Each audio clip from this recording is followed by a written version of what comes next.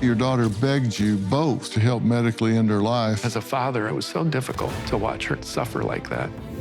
He says legalization means intentionally killing vulnerable people. It's very common for people to say, hey, let's get this over with. That's the reason there's laws to not help people commit suicide. So you're saying my daughter wanted to commit suicide? With medicine? No, she died of cancer.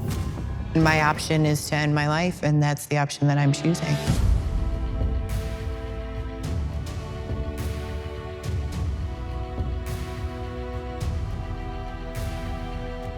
Tonight, we're continuing the conversation about a controversial end-of-life option only legal in 10 states and Washington, D.C.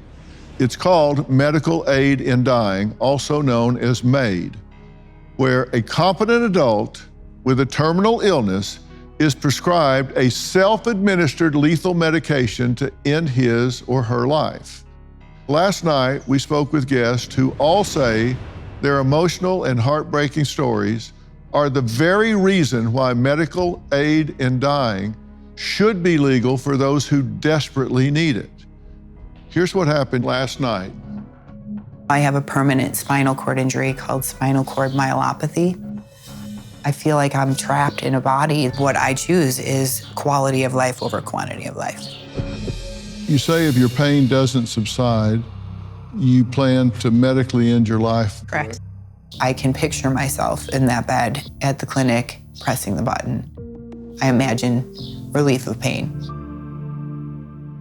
I deserve a peaceful death. If there's a doctor out there that knows of something, I'm open. I want there to be an answer, but I'm also understanding that there isn't. When the day arrives for Meg to medically end her life, her best friend will be by her side. Once I saw that her quality of life really was diminishing, I started to think, I don't want her to do it, but I understand. I don't know how I'm gonna live the rest of my life without her. I have to be there for her, and it will bring us both peace. I don't believe that people have to suffer. I think it is their choice. Darren and Amy say they watched their daughter go from a vibrant 24-year-old woman to being given weeks to live after a terminal cancer diagnosis that metastasized from her tongue to her whole body. It was very difficult for the palliative care team to stay on top of that pain. At that point, she said, Mom, I would like to do medical aid in dying. It's not legal in the state of New York. So Ayla was in a lot of pain right through the end of her life.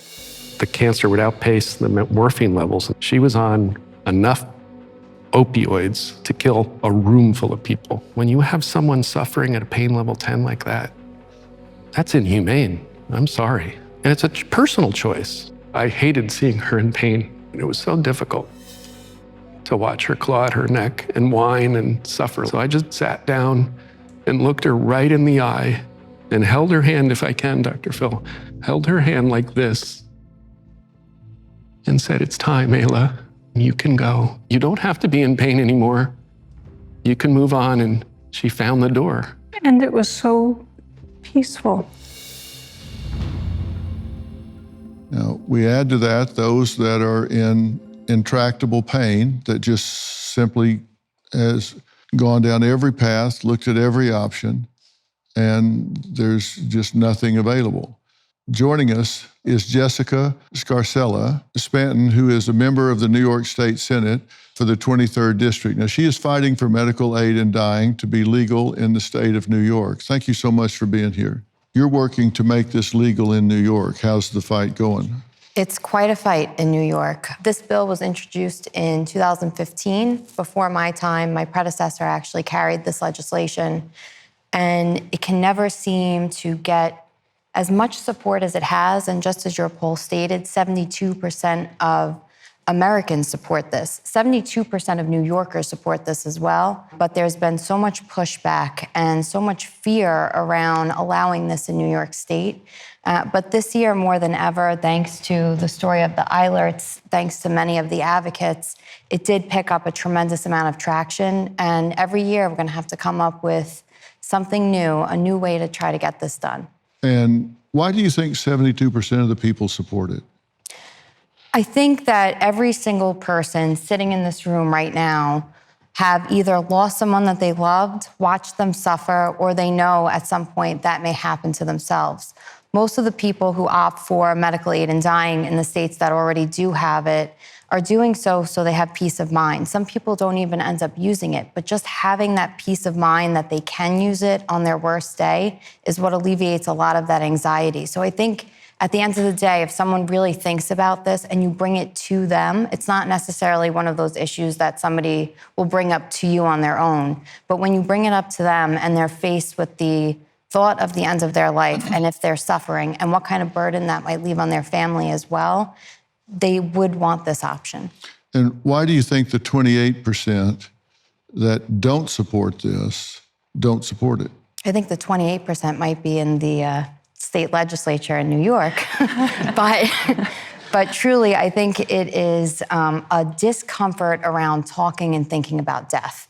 And I have spoken to literally every single one of my colleagues on this, and people who are not open to supporting this simply are just afraid of, I think, attaching themselves to something to do with death.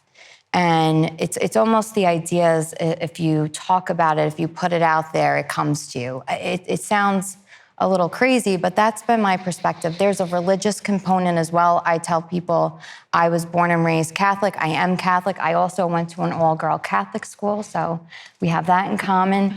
And my takeaway from growing up Catholic, and again, I'm raising my kids Catholic, is do the right thing. I actually saw my principal from my high school the other day, my all-girl Catholic high school, Sister Antonia, who said, always do the right thing.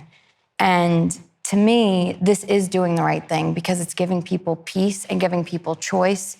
But if you are religious and this is something that you don't support, I always say don't use it for yourself. There's a lot of things that we legislate that are not from the religious angle. And I think this is one of those that if you're not comfortable using this, you don't have to avail yourself to this choice. Well, there's also the ethical standpoint because doctors take an oath. Yeah.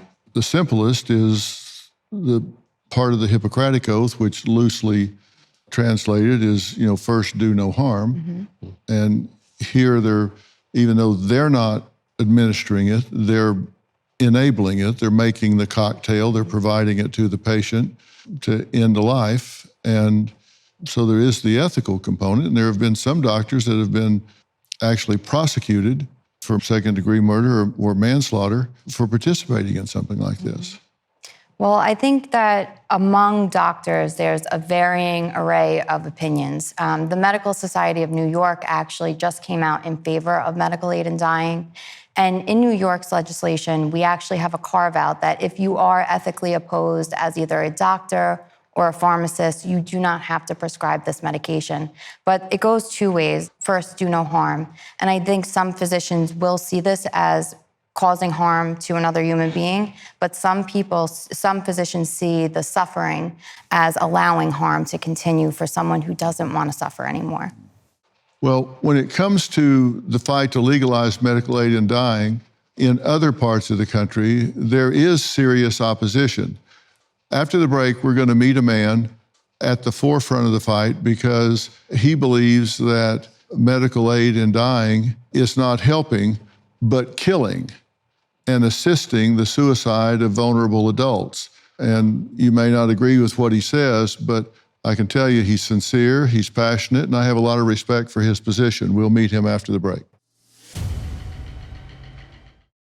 The next time you gather with family, enjoy Balance of Nature supplements as an addition to your favorite dishes. Our veggies supplement, made from 15 ingredients like garlic, onion, and cayenne pepper, can easily be opened and added to your favorite dishes like homemade soups or dips. Not to mention our fruits supplement, which is made from 16 ingredients like banana, strawberries, and mango, making it a great addition to your homemade smoothies. Start your journey with Balance of Nature. Call 1-800-246-8751 or go to balanceofnature.com to get a free fiber and spice supplement, plus 35% off your first preferred set as a new preferred customer with free shipping and our money-back guarantee. Go to balanceofnature.com or call 1-800-246-8751 and get this special offer by using discount code Dr. Phil. That's DRPHIL. ERPHIL. You know, coming home and slipping into my Cozy Earth pajamas and crawling into bed with their ridiculously soft sheets has transformed my nights into the most relaxing part of my day, all because of Cozy Earth. The Cozy Earth sheets are breathable, so I sleep cooler, and the fabrics are durable. If you haven't tried Cozy Earth yet, you're missing out on what feels like a 5-star hotel at home. With a 100-night sleep trial and a 10-year warranty, you've got absolutely nothing to lose. Luxury is in reach. Visit CozyEarth.com and use my code PHIL for up to 40% off sheets, towels, pajamas, and more. If you get a post-purchase survey, tell them you heard about Cozy Earth from the Dr. Phil podcast. Sanctuary awaits at Cozy Earth. I think it's beautiful for people to be able to choose their own ending, especially when somebody's been given a truly scary terminal diagnosis that really leads to a life of suffering. I did inpatient hospitalist, and I saw thousands of deaths that were so deeply traumatic and uncomfortable. And so I believe that when people are suffering and it can't be relieved, that death is a dignified thing that I can provide to them. When people don't have access to medical aid in dying, they will sometimes take matters into their own hands with tragic consequences. I am all for medical aid in dying, and I think it should be federally legal. Well, joining us now is Brian Johnston, who is the author of Death as a Salesman: What's Wrong with Assisted Suicide. He says legalization means intentionally killing vulnerable people. It's good to see you again. You too, Doctor. Pleasure to be back. Brian has been on Dr. Phil before, and we've talked about this before. I know you're very passionate about it and very knowledgeable about this. And you do have an opposing view, which I think is very important for people to hear, a voice given to that side of this conversation. So that's why I asked you to come back. Well, thank you. And I wrote that book back during the Kevorkian era. Mm-hmm. Many remember Kevorkian. This is the same issue. And so there's been a change in the language, but my background originally is in comparative languages, and it's very clear that semantics are used to exploit, this is an emotional issue, to exploit people's emotions. And that was the case with Dr. Kevorkian. At that time, Dr. Kevorkian was not a very romantic figure. Meg, however, is an extraordinary woman. And my experience, I was commissioner on aging in California, and I've worked with the disabled, and I was on the board of examiners of nursing homes in California. Most of the killing that goes on right now in California are not on television. They're not romanticized. They're people who actually don't see family. And many nursing homes in California and across the nation, sadly, have become warehouses of humanity. And so that's where this is going to be implemented. That's where it's being implemented right now in Canada. Medical aid in dying, again, it's a euphemism. I'm going to die, you're going to die. We're all going to die, and no one's excited about it. That isn't what this is. This is about changing the law. That's why we have a lawmaker here. It's about changing the law to make it legal to cause a death. And in English, that's a different word that's not being used. I think it's giving people the ability to choose to self-determine how they end their suffering at the end of their life. You don't give that ability to someone who's on the ledge of a building. And there's a reason that society sees desire for suicide as a deeper issue. There's a reason. In California, we call it 5150. Mm-hmm. Someone may be a threat to themselves or others. And so we literally use the law. You want to use the law to say, get rid of them. But I'm not suicidal. Okay, she's not suicidal. We're getting somewhere. My daughter wasn't suicidal. Our daughter wanted to live. She was so passionate about life. Okay, so let's pretend this is not suicide. Let's change the language. Mm-hmm. It still is suicide. So you're saying my daughter wanted to commit suicide. With medicine? That's That's right. That's what you're telling Is me. that what killed her? No, she died of cancer. She Okay, wanted medicine because she was in pain. Look, I'm a hospice volunteer myself. Last time we were on, we spoke about the most famous hospice psychiatrist and expert, Elizabeth Kubler-Ross. And she talks about when you're given a terminal diagnosis, you're going to have emotional issues. And you're going to go through stages of denial. I don't want this to happen. I'm denying it's going to happen. Then anger about it happening and you can't do anything about it. And then bargaining. And then despair. And at every one of those stages, it's very common for people to say, hey, let's get this over with. It's extremely common. That's the reason there's laws to not help people commit suicide. May I interject and ask a question? Look, I'm the only person opposing this. No, genuinely, and so the laws are there to protect the emotionally vulnerable because otherwise it's very tempting to kill them. So you're saying that by the nature of the diagnosis, that depression and even suicidal ideation comes with the diagnosis. And so by definition, you have to consider that person emotionally unstable. You have to address those emotions first and foremost. How do you assess Meg in this situation? I think Meg is awesome. I personally, my experiences, I don't believe in pharmacology. I don't think you should be using opioids. I have got a real issue with contemporary medicine because it doesn't help. And non-steroidal, non-opioidal, there are pain management. Some of the best pain management comes from former poison. Some of this stuff that's being used, the poison of sea serpents in the South Pacific has been refined because it's a neurological toxin. And that short circuits the neurology of the pain. A good friend of mine, Assemblyman Eric Seastrand, when this was proposed years ago, he was the most powerful advocate. He was dying of colon cancer at the time, yet he was walking around the floor of the state legislature. Why was he doing that? Because he actually had on his belt a little electronic device. It wasn't opioids. He wasn't getting shots of pharmacology. Yeah. I have it. Good, and there's more. Just like high blood pressure medication. Yeah, treat high blood pressure. And get off them. No, The people they work. So does insulin treats diabetes. Opioids get people through the day. They can be a mother because they're taking I opioids. can walk in the morning because she's also on opioid I've had pain 5 medication. spine surgeries. I've had over 20 surgeries. You're not going to tell me that some sea serpent is going to help me walk or go to my child's softball game or go to her just any extracurricular activity. When I go to her softball game, I can't even sit on a bleacher. I have to stand there. You're not going to tell me that some alternative medicine is going to let me do that. You've heard me talk about Jace Medical.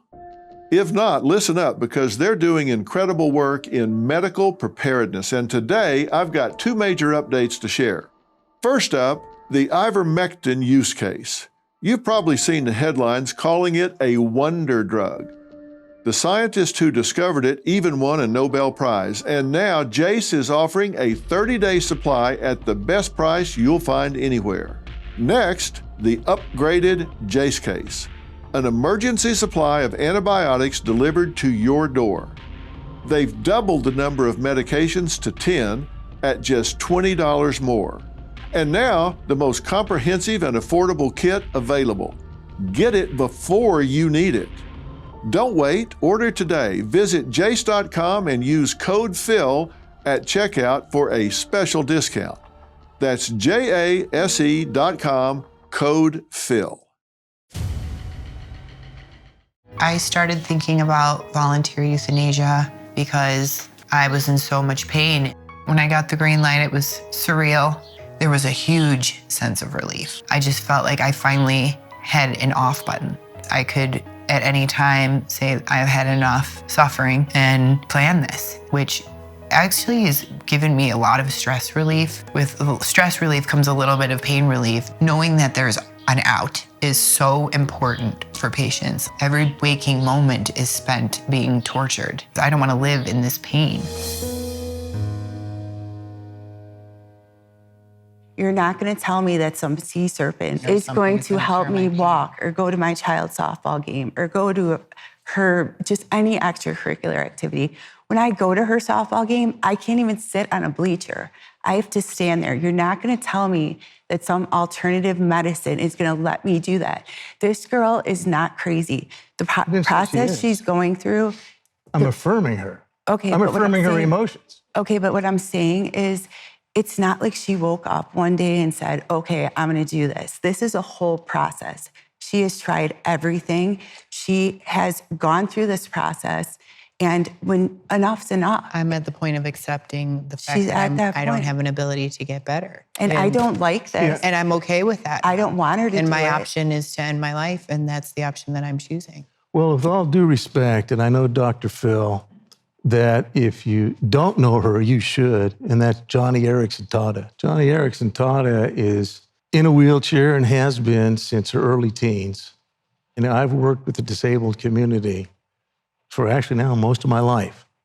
And Johnny Erickson Tata is much worse off than her. Johnny Erickson Tata is much more debilitated. Now, I want to get back to this question because I think that you want to change the law, yes, and in Canada right now, this is not about Canada. No, it's about medical aid in dying. An opportunity to ask you a question. Yeah, go ahead. Do you find it more or less humane for somebody like the Eilert's beautiful daughter to have to suffer at the end of her life? She's terminal, hold on, and she has to have voluntary expulsion of food and beverages. So she's starving herself. Or somebody who has the final dose of morphine to be put under an involuntary coma, than to have the self-determination when they are at the end of their life, determined by two physicians, which is what this legislation states in New York, that they are going to die. What is more humane, to be able to go out on your own terms or to starve yourself to death? Well, and also in the legislation, share with them the aspect that you have to be of right mind. Yes, and you have to be of sound state of mind. And so, yeah.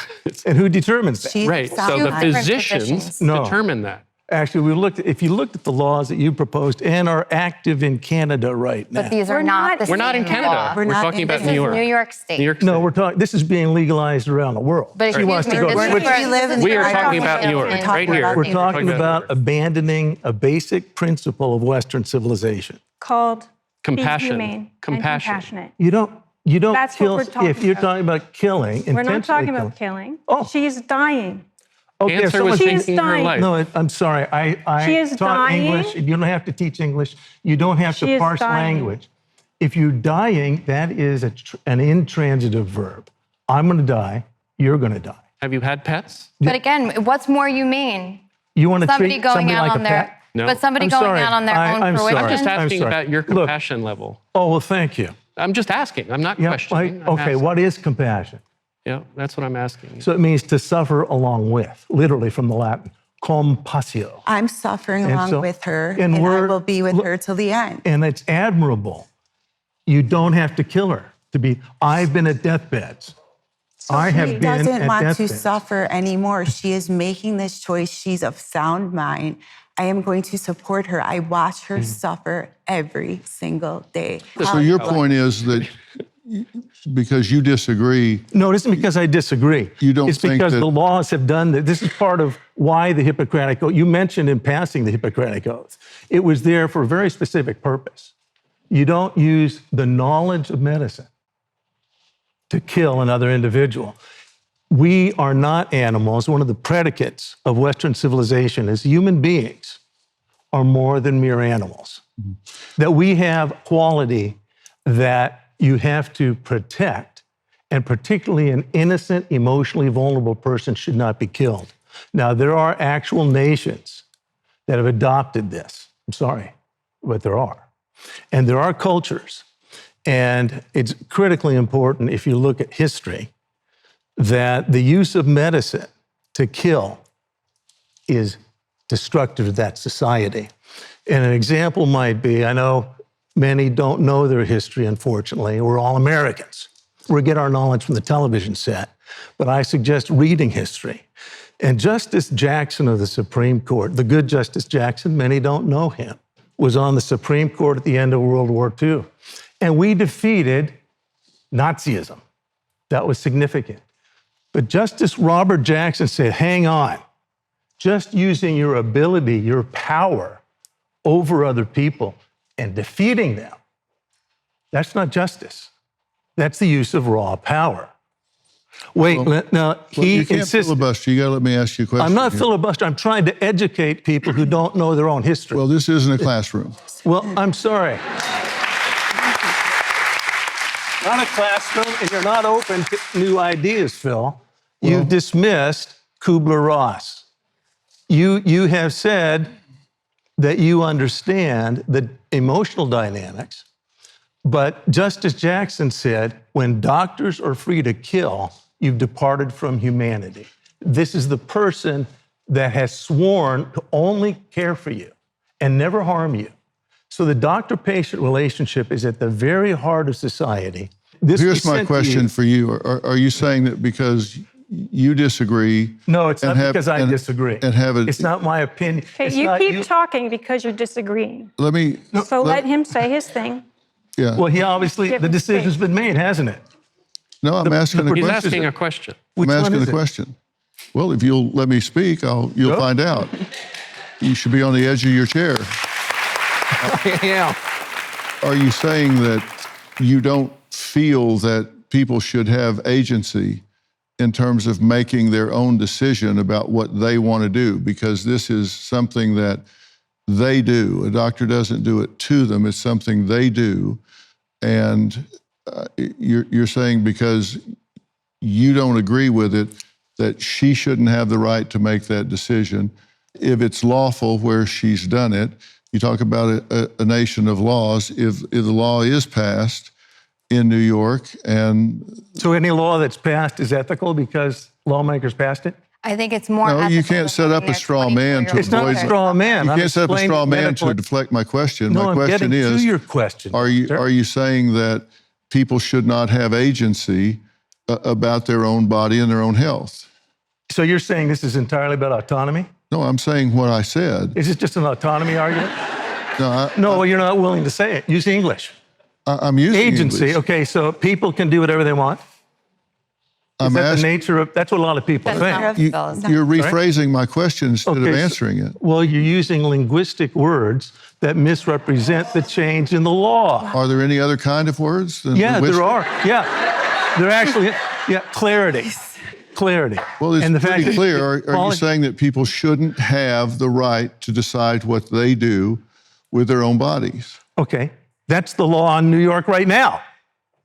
That's the law in New York right now. This is not law in New York right now. Right now, we are trying to give the ability for someone like their daughter who was suffering from cancer of the tongue. You saw the picture. She had no other path forward, and that would be now answer my question. I'm doing it. Go ahead. You're not answering my question. I've asked it 3 times. You're saying this is about autonomy and people doing what they want? I'm saying what I said. Which is? No, say what. Oh, I'm sorry.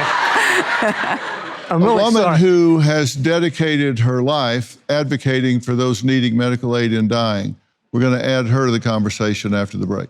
Joining us now is Kim Callinan, the president and CEO of Compassion and Choices, which is an organization committed to the patient's end-of-life choices, including helping to implement medical aid dying laws across the country. Kim, thank you for being here. You've been listening to all of this. What do you want to say? I think that what's important about this is to remember that we're talking about the dying patient and the experience that they want at the very end of their life. What we see in this work is that when a person is terminally ill, mentally capable, and has a prognosis of 6 months or less to live, which is what all the laws in the United States are advocating for, and the person chooses that they want to use this option, that it really brings families together and it allows them to go out on their own terms, and it brings about profound peace of mind. Mm-hmm. Do you consider this suicide? It's absolutely not suicide. Well, how is it not suicide if someone is taking an affirmative step to end their life rather than allowing it to take its natural course?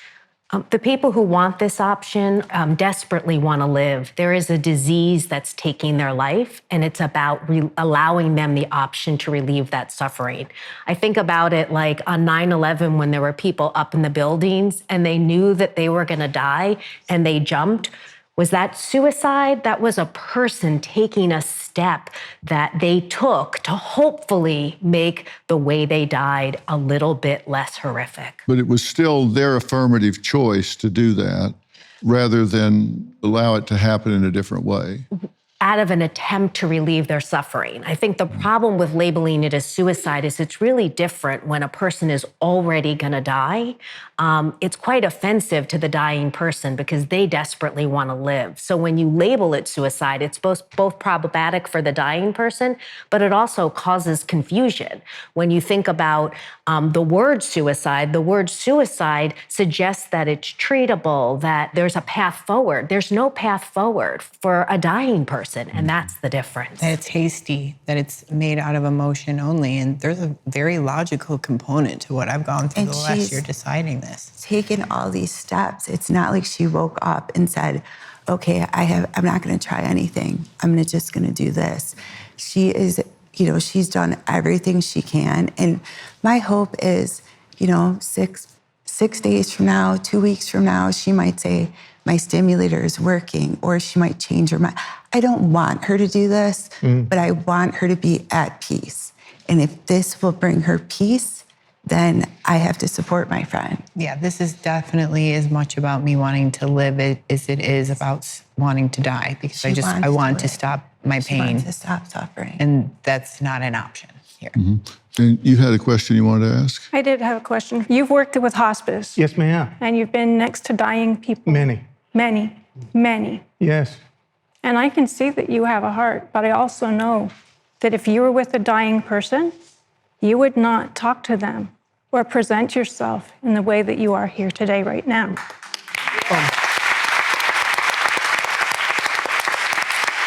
You would not be with my daughter like this. You would listen to her. I actually would talk to the doctors first, because I don't think your daughter got proper treatment, to be honest. I'll be perfectly honest. It's actually a really good point. Thank you. And in New York, and the medical profession has been bastardized. In other states that don't have medical aid in dying, a lot of these hospice doctors don't have other solutions. And quite often, they will use the opioids to try to treat the pain and accidentally or intentionally overdose. Yeah, and what would you have suggested for somebody like my daughter, who apparently was not well treated? And one of the most prominent hospitals with massive staff of palliative care. We're seeing right now, nationally, the implications of what professional medical associations did regarding COVID and the rules they put out. Okay, we're not going to talk about COVID. They killed people. I know people who died from COVID because the medical profession said, no, we're going to use it our way. The fact is that the medical profession needs to be held accountable. And if you have doctors free to kill, it's harder to hold them accountable. The situation that's being proposed by Compassionate Choice is these laws. They actually say if someone mentions suicide, and again, it's a very common expression, ideation when you get it. I might mention it. I'm going to need counseling when I'm given a terminal diagnosis. You definitely will. And so... My doctors know that this is my plan, because they know I'm not mentally ill. My doctors are well aware of what I'm exactly, and so is Elizabeth Kubler-Ross. It's the reason she founded hospice. But what would you advise for their daughter? That's what they asked. MAID has actually increased a lot of hospice referrals, right? Yeah, medical aid in dying laws get implemented across the country. What the evidence and data shows is that it results in increased use of hospice care, better conversations between doctors and patients, and better palliative care training for doctors. All for it, but not intentionally killing them. Let me finish. And so the mere act of passing medical aid in dying and implementing those laws in a state improves end-of-life care options across the board. Well, that's so false. even people who don't want the option of medical aid in dying end up benefiting from the option being We're not available. talking about Here in the United Yes, we are, because it's still illegal in most states. Yeah, So we're talking about No. changing the Talking about law. the US. And In the the advocacy United group. States. Look, this US advocacy advocacy United group. They're States. only US-based. I know. Compassionate choice. And what they say in their law, which was introduced in New York, if someone mentions suicide, which is very common, you agreed with that. Thank you. of course. Kubler-Ross is correct. If they mention suicide and you're a good doctor who says, well, maybe there's some other alternatives, let's talk this through, which a good psychologist would say, let's talk about it. If you're not willing to kill them, under their law, you're required to refer them to a killing doctor. So those who would prefer not to use medicine to kill are pressured by these laws. And that is an objective fact in the laws. I recommend that people look them up. Okay, because I would like you're to see that distorting through statistic, language please, from what this is the about, state what of these laws California are that you doing. represent. There's a reason that we have laws against killing yourself. And it's because society believes that you are intrinsically, you are at the very heart of society.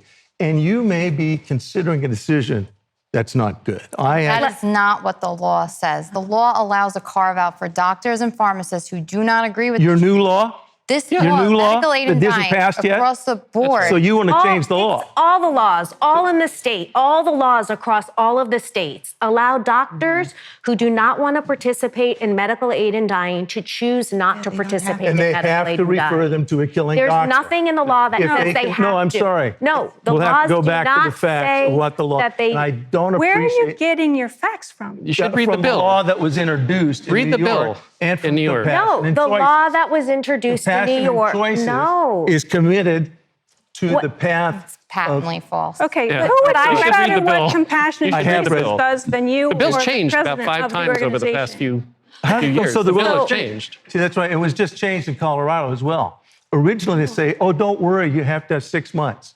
Yeah. Not anymore in Colorado. In Colorado, you still have to have 6 months. There's No. nothing that has changed No, about and you have that. to you have to make a request No. 15 days apart. Well, they reduced those requests. Yes, the waiting. And those requests. Let me explain what has happened and what hasn't happened. In Colorado, the law still requires a person to have a prognosis of 6 months or less to live. The eligibility criteria oncologists is say that's conjecture. unchanged. It does allow the waiting period to be reduced from 15 days. I think Colorado just moved it to 7. Correct. That is an important change to the law because what the evidence and the data shows is that a dying person is unable to get through the law and that those regulatory requirements were overly burdensome for a dying person. So there is a reduction in the waiting period, which was never one of the core safeguards. It was a safeguard it was a regulatory requirement that was put in place by the opposition.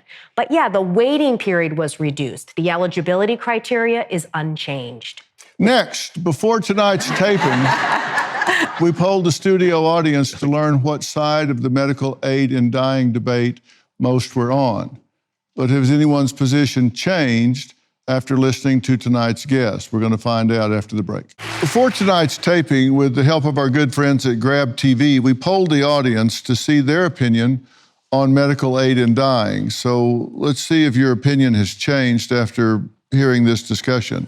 The first question, if an adult were to have a terminal medical condition, do you believe a doctor should be allowed to prescribe a medication to end his or her life? The results before the show were 72% yes and 28% no. The post results were 77 and 23. So it went up from 72 to 77%. Question 2, if a person were to have a non-terminal medical condition but suffered from a debilitating mental illness, should a doctor be allowed to prescribe a medication to end his or her life? Before the show, it was 36% yes, 64% no. And then after, it was 45% yes and 55% no. So it went up a little bit there as well.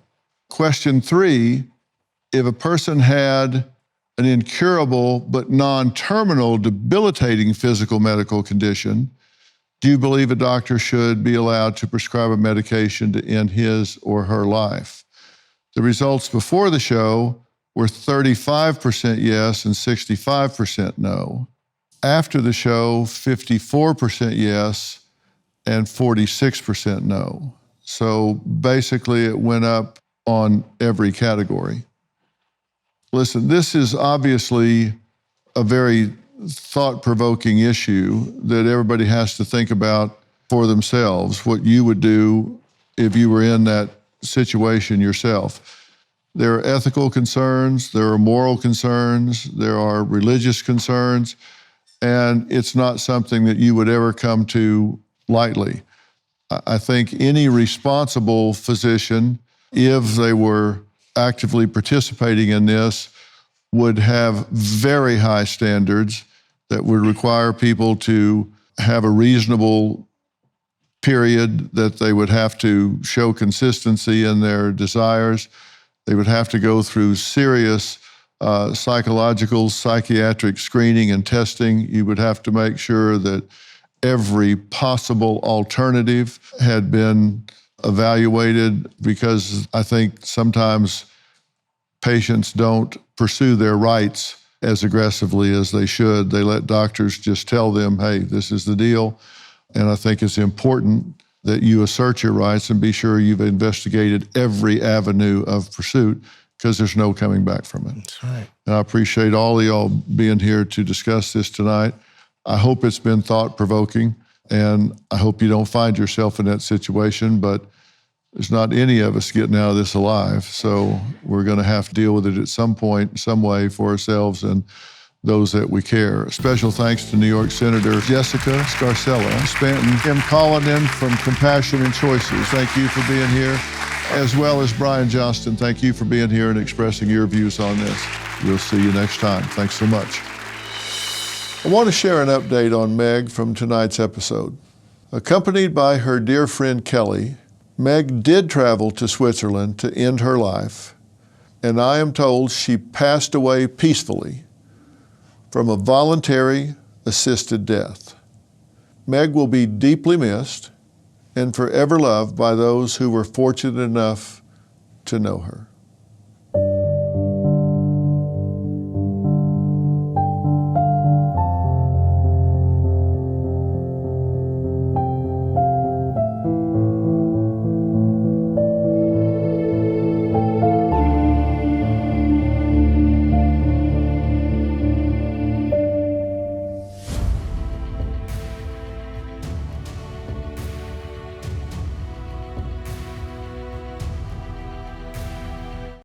Hey, Dr. Phil here. My network, Merit TV, has it all. Now, let me blow your mind. Merit TV's got the news that matters. The selection of a new pope. Entertainment you crave. Busted. Everybody in a good mood today? And live events. Surprise. What am I, chopped liver? With serious punch. Big shot. Go to merittv.com and download the Merit TV app today.